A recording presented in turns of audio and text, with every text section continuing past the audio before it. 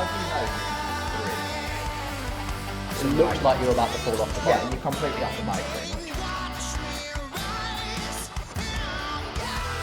Hey, welcome to the video. Today's a bit different. Me and Jake were just chatting in the workshop, and Jake has just got back from this awesome competition in France. You saw some clips on the intro there, and as we were chatting, we were like, we should record this. This is really fascinating. So this is us trying to talk through Jake's final run at this competition, and I'm really glad you're taking part in this, Jake, because it's absolutely blew my mind as you were trying to describe what it was, and I think you guys are going to find this super interesting as well. Now, we're going to show some clips as we go through this, and Jake's going to try and explain what it's all about. But before we get stuck into that, just what was the event? Like, tell us, what is it? So to put it in as basic as possible, it's a mountain bike event, or well, as in like they're jump bikes, like SlopeStyle bike kind of thing. And it was an event in a skate park, which is usually where you'd see BMXs, skateboards, scooters kind of thing. Yeah. So it's a very different event. Yeah, these bikes you would recognise as a mountain bike. They've got suspension for 26-inch wheels. Something you see in a skate park a lot. So who was there? Who were the competitors? The majority of the riders that were out there were the riders from like Crankworks, which is the biggest slopestyle event. Yeah. Thomas Lemoine, who organised the event. Okay, yeah. And then Nikolai Rogatkin, obviously. David Godziak. Sam Pilgrim, who we know from like YouTube fame. Yeah, Marcel Hunt. So the video behind us is your final run of the competition. But before we get stuck into that, just try and set the scene for us. So you've been invited to this event. Yeah. You've won this wildcard entry. Yeah. You've flown out there, and you get some practice first, right? Yeah. So we flew out on the Wednesday afternoon, practiced all day Thursday, and then Friday was qualifying. So qualifying wasn't till 6 p.m. there. Yeah. And you get two runs. Yeah, you get a minute? A minute, Yeah, which is knackering. Like a minute doesn't sound like a lot, but when you're hitting a different feature every few meters at the most, yeah, and you've got to constantly then think of the next thing you're going to do. It is quite tight. It's probably, our viewers probably can't appreciate that a minute's worth of effort. Our viewers probably normally watch Turbo Train. It'd be a bit like doing a minute at VO2, I'd say. Like, you're out of breath, aren't you? You're pulling. It's hard work. Even 30 seconds in. I mean, you don't breathe much because you're constantly holding your breath to be tight and tense to do the tricks that you're trying to do. So the fascinating bit that hopefully we'll come to in the video as well, which puts some insight into that. So you qualified. So you did your 2 qualifying runs. Yeah, so we got 2 qualifying runs, which I ended up in 3rd in overall. Yeah, which is amazing. Yeah, I was blown away that placed that high, and then. So you're qualified 3rd, if I get this right. Yeah. That means you're the 3rd from last to do your... so you go in like reverse order. So whoever qualified first goes last. Whoever qualified last goes first. So you get to see every other rider, pretty much, part of 2, do their thing. Which I was like, was my ideal scenario. I didn't want to qualify first, as weird as that. Like, I didn't want to be the last one to drop in. Okay, so this is the video. This is from Jake's YouTube channel. If you want to see it without us pause it, go and check it out on Jake's YouTube video. I'm going to try and pause it as we go. Let us see. Dropping in. So, just talk through that first trick, just like a quick no-hander. Yeah, so that's is what is called a suicide no-hander. So an original no-hander, you put your bars in your lap. Right. And that is you just take your hands off. Okay, so you're completely upright. Yeah, so the only thing holding the bike's your feet. The only thing from stopping it dropping is your feet. So you're not even clamped on with your knees or anything? Well, I mean, my knees probably just about touch the seat. So at any moment the bike could drop up. Yeah, if the front wheel starts dropping, it's a bad day. It was scary going down there because obviously the top of that to the floor is probably 8 or 9 foot. Push the bars up as you let go, so you kind of push away. But it's scary to like actually, when you extend your legs, it pushes the bike out, obviously. Yeah. Which is what makes the front wheel drop. But you can hold it and get back on. But perfect balance, even not attached to the bike. Brilliant. Yeah. It's a bit of speed. Everyone was cheering with that. You can't hear the commentary, but everyone was cheering that. Double. I'm going to try and guess. You go. You guess. Do you want to watch it again? Double whip. No. Oh, okay. Talk me through it. So that's a tail whip to bar. Okay. So it's 2 different tricks. So, I mean, as far as I'm aware, something like that scores higher because it's a combination. You're not doing 2 of the same thing. You're doing 2 tricks, but they're 2 different ones. Okay, so it's harder because you've it's got not. to stop one and then go you've got to the stop other. the momentum and then start another momentum, because it's not like if you do like double tail whip, you carry on the same consistent momentum. Whereas in that, it's 1 stop, 2. So you like it's the. Okay, so you've thrown the bike around, I mean, you've got caught to it, stop and it. then you've thrown the bars. So you take your feet off and then put your feet back on and then take your hands off. And that All like, within a second less than and a a half. second. Yeah. We're going to be showing some slow motion replay on this. Okay, right, we're coming off this ramp, looking good, big speed, big 360. With that was what's called a triple truck driver. Okay, So it's a 360 with 3 bar spins. So the bars do 3 full rotations. I didn't even see the bar spins. I don't know how people judge this. This is insane. So that is, you're off the ramp, full 360. Yeah, and the bars do 3 full rotations. 2, 3. Yeah, thank God for slow motion replays. So how do you know you can do 3? Like, how do you know that you're not going to land with your bars facing your wheels facing one direction? The way I think about it is doing 1, and then when you've caught 1, just do 1 again. So the second one's like the first. Like you kind of look at the second one like the first one, and the third one like the first. Like they're all just 1. I mean, some people do it as like you keep going, so you don't really catch, but I stop them. So do you go into it thinking I'm going to do 3? Or do you do as many as you can before you need to think about landing? I mean, on that run specifically, I was going for 3. Like I knew it was possible to do 3 on that step. I mean, it was probably possible to do 4, but it's like it's hard to tell yourself when you're 1.5 foot off the floor to let go again. Yeah, because I mean, for obvious reasons. And you want to still do a decent solid run where you don't crash as well. Yeah, exactly. So 3's like running. 3 was sensible as such because I knew I could do it every go. Yeah. And I knew I wasn't going to crash. Whereas in 4, I was like, it was maybe possible, but there's also a good chance I slip a hand and crash. It wouldn't have been a bad crash, but it's still you don't still want to crash. You're still you're missing out in your minute. Okay. So we come off that and then straight away into... So this is, That's just, you just getting some momentum back again? Yeah, so that's out of like a 3-4 foot quarter, and then that quarter I jumped into is probably 10 foot high. Yeah. Okay, so you get some speed at that, and you get some speed coming down the other side. Yeah, and then I put a full crank into the box. Okay, I saw the bike go sideways. Yeah, so that's a double whip. That's a double whip. Yeah, okay, so the bike does 2 full rotations round. Yeah, looks amazing. So I mean, stuff like that's what's knackering. Because there's so much. Obviously, I mean, my bike probably weighs. I can't remember. I think we weighed it. About 12 kilos, isn't it? Yeah, I think it was like quite a beefy bike. Yeah, I think it was about 11 or 12. Yeah. Okay. So like 11 kilos worth of weight swinging around that you've got to control. And then your wheels are spinning as well. Of course, well, yeah. I mean, so yeah, when I'm doing that, I'm pulling my back brake as well. Yeah. So it stops the wheel. It spins faster when the wheel's not spinning. Okay, of course. Gyroscopic. And like the wind resistance against the back wheel when it's spinning is more than when it's not. And you can feel that. It's noticeable, yeah. In that split second. Yeah, you can feel the drag if the wheel's spinning. Wow. Yeah. Okay. I kind of get the back brake thing because, of course, if you want to stop the inertia, that inertia's got to go somewhere, and that's got to help with that. Yeah. That rotation. Yeah. And obviously. So your process is to go up, pull, throw, pull the back brake, kick with whichever is your preferred foot to kick with. So I kick with my right foot. And then kind of go out and then back and then out again and then back, but with obviously the brake pulled.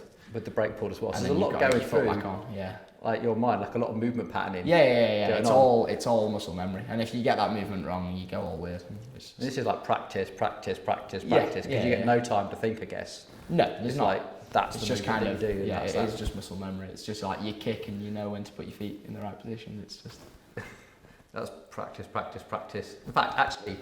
How many hours a week do you practice, like roughly? So on a Wednesday, it's usually I usually ride Wednesday, Friday, and then the weekend at some point. Yeah. So it's usually Wednesday, Friday, Sunday. It'll be from 7 till 10 on a Wednesday, so 3 hours. 3 hours, yeah. And then it's usually between 7 and 8 to 11 on a Friday. Yeah, another so 3 hours. It'll be 3 to 4 hours. Yeah. And then riding Sunday, I usually end up riding for like 5 or 6. I mean, and here you're always on a bike in the car park doing something. Practicing your balance and always doing something. So it's a good 10 hours of practice. Yeah, at least. Definitely vouch for that. Okay, let's see where you disappear out of sight for a second. Yeah. So Big jump, hit that back wall.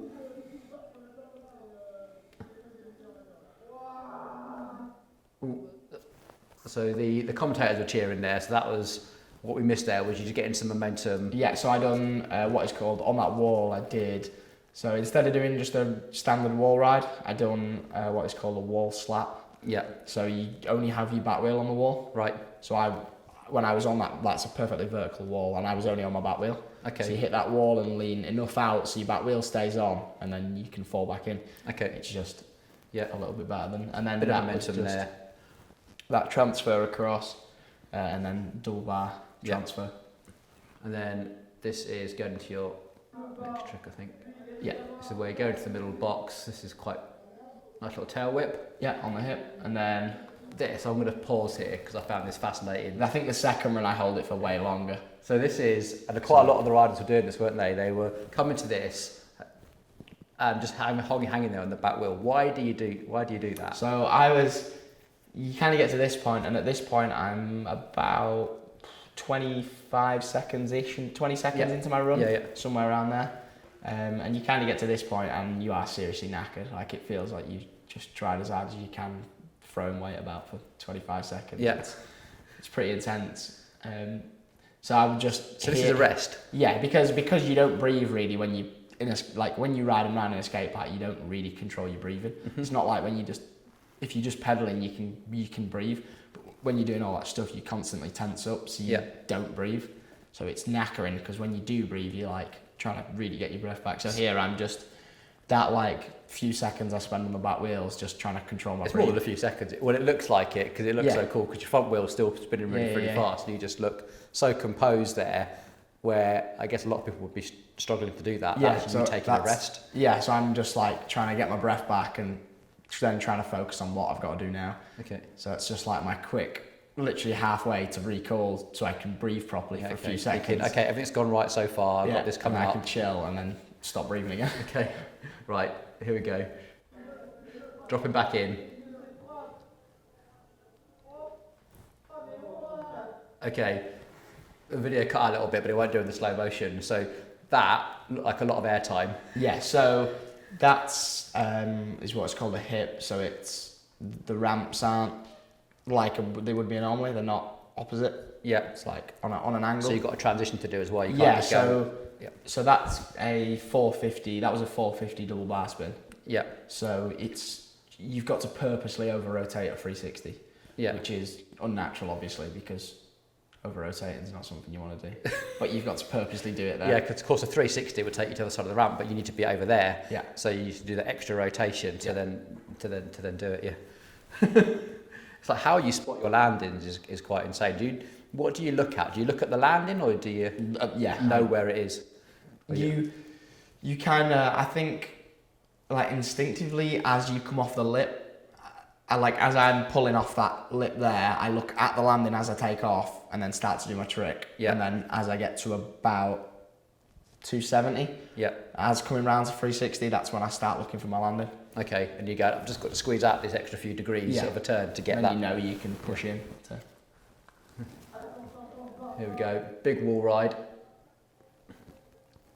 Again, up on the back wheel again.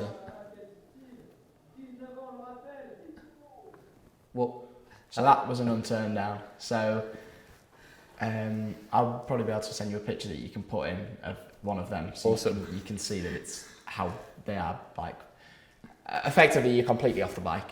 So it looks like you're about to fall off the bike. Yeah, you're completely off the bike pretty much. Yeah, if the ground was below you, you'd be hitting the deck right now because you. Yeah. Right. Okay. So your front foot comes completely off and hooks underneath the seat. Yeah. And then that hand, my left hand pretty much comes off. The only thing holding is my thumb and my finger. My hand turns backwards in the bars, and then this hand comes back through. So you kind of end up like this, with your feet off in a really. So the only thing you're holding to the bike was your thumb and your finger at that literally point? Thumb, finger, the palm of this hand, and then my right foot, and then my left foot's hooked under the seat to hold the bike. And then what? You unravel to try and then pull back out, and your foot goes back to the pedal. Yeah. Hopefully. Yeah. And if it misses, it's. Yeah, you're gonna be landing head first. Wow. Okay, so we've done that. Here we go. Flare. Yeah. Yes. I identified a trick, I'm just going to say that. Always looks cool. It was just not too much effort, but it's quite.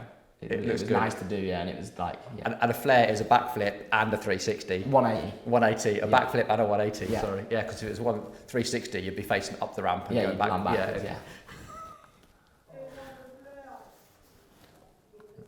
That was slick. Yeah, so I do bar spin to tail to like tire tap. Yeah.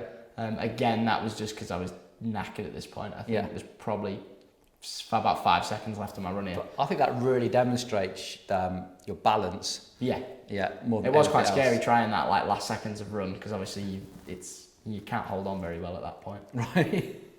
That's yeah. And then you must be getting close to the end now. I bar spin back in from that. Nice, just and then I did a rolling manual bar spin. Little manual bar spin to finish. Just to try And it's done. Run 2 you did almost exactly the same. I just on the hip and the manual on the quarters slower because I knew if I could have more rest on there I could do, so that 450 on the hip that we saw, I do 450 triple bar spin on that hip and just run. I'm just gonna apart from and I do the suicide bar spin down the step up at the start. So I had the combo in at the start as well. Ah, okay. Let's have a quick look. About here. Here we go. Let's have a quick look at what you changed. And this is the experience, isn't it, I guess, of watching everybody else, having had a really good run under your belt, and going, can I just edge out? Yeah, you just try and add what you can where you can. I love the fact you just enjoyed it so much. Yeah, I was just really. So that's the suicide and a bar spin. Yeah, so you take your hands off and then let go. Yeah. So it's and then the whip bar again. And the same triple truck. I'm just going to let this roll through because it just shows just how controlled you were. Just really thinking ahead. It just flows. Yeah.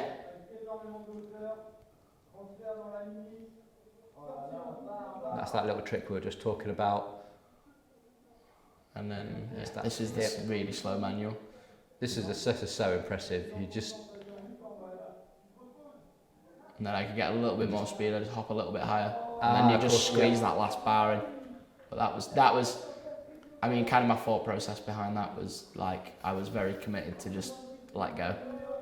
I was like, really? Yeah, because I'd done the manual and I was like, if I do 450 double again, it's kind of pointless. So I was just like, if I catch the second, let go of the first, because I mean, you're not massively high. I was like, worst is you miss a hand and crash, but doing the third would have been nice. Like that third one, it's quite hard to get a close up, but that third bar spin was so slow. Like I let go and I was like, oh no. You thought you'd... Yeah, because I let go, like I usually like pass properly and I kind of let go halfway around and then it just kind of slowly come back around. I was like, oh.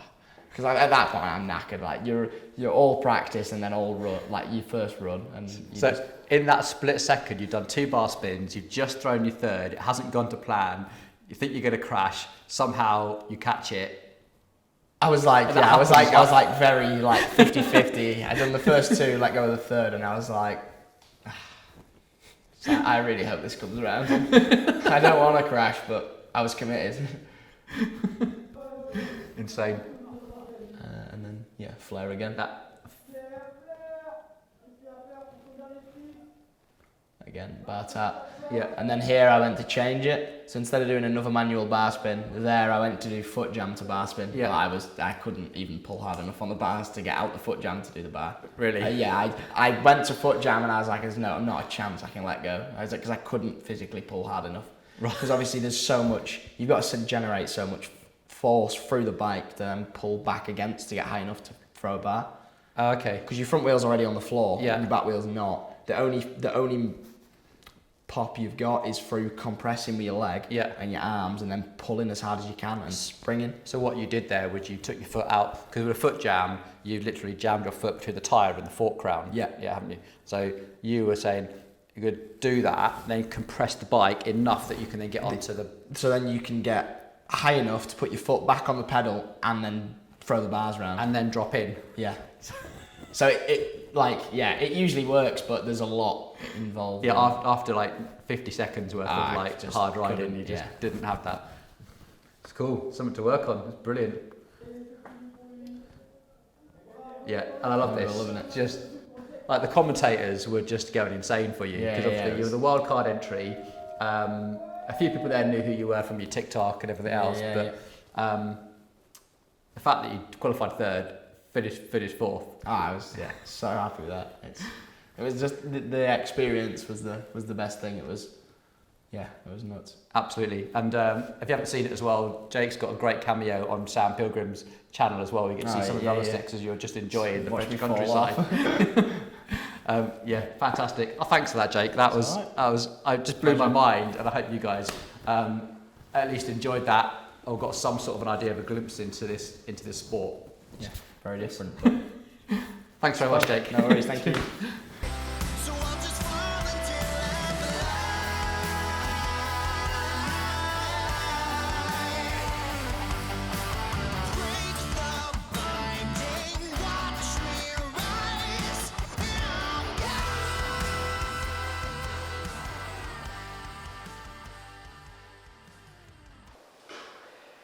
Like a 12 kilo, if you had a 12 kilo kettlebell in both your hands and in between both your feet, and you were to jump, spin it around and then catch it again.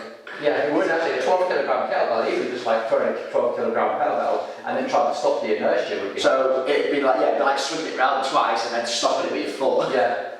So there's this like the impact and the sort of on your muscles and joints, like I wonder you guys train hard to yeah, like the side of my foot's so bruised. Just from like